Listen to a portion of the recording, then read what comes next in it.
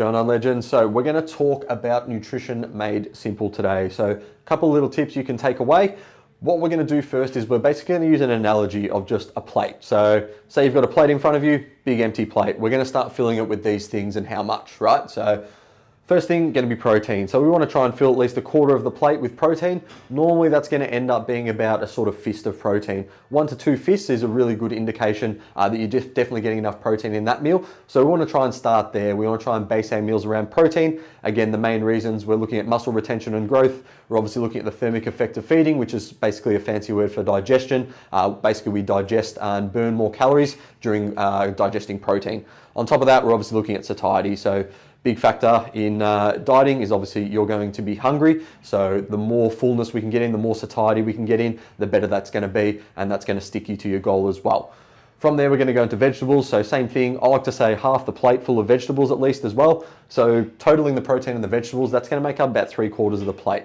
And I've wrote 2 to 5 servings there of your sort of veg. So really good idea would be if you can get 500 grams worth of veg in a day over those sort of 2, 3, 4, 5 meals, really good. Same with your protein. If you can get at least 3 to 5 servings, that fist or 2 fists, really good. Again, it's going to depend a bit more on your goal and how much weight you have to lose, but it's a really good general rule for most people to have. From there, your carbs and fats are going to dictate the rest of your plate. So it's about 1/4 of the plate. If you can have like a cupped hand of carbs and then like a thumb of fats, that's going to be, again, a really good indicator that you're getting enough in. So yeah, we can still have the bodily functions and things like that, because we don't want to just cut carbs and fats out completely. They still all have their merits. So carbs, again, going to help you push during your sessions as well, and protein sparing. Again, your fats for hormonal health as well, building blocks of muscle and those sort of things. So we don't want to completely cut them out, but we want to make sure that they're at an acceptable level where they're doing the job they need to, but we're not just consuming too many of them for the sake of it, because as a result, again, if we're in a calorie surplus, we're just going to be storing body fat.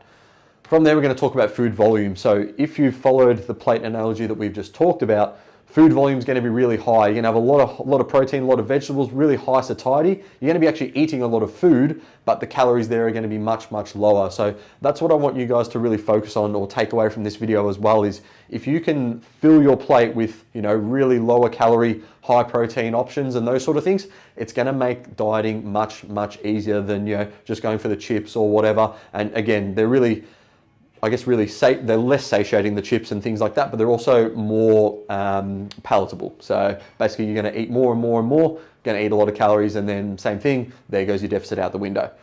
Last thing we'll talk about is tracking. So we want some form of tracking. So like we're doing with the plate analogy here, I'd get you to use the plate analogy, but then at the same time, track them in your diary. So make a little food diary. What food did you have? Roughly how many grams, things like that.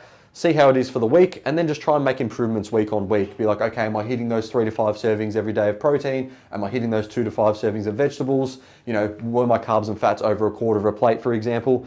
Everyone's going to be different, and there's going to be some individual differences, but this is a really good way to just start structuring your nutrition to make sure that, number 1, you're satiated, number 2, you're consuming less calories, and number 3, as a result, you'll hopefully be dropping a lot more body fat. Again, if you guys need any other help, if you're not sure on what I just talked about, if you need a more specific approach to guarantee fat loss, get in contact with us. We've got a couple of coaching spots available, and we'll get you all the way down to fast, sustainable fat loss.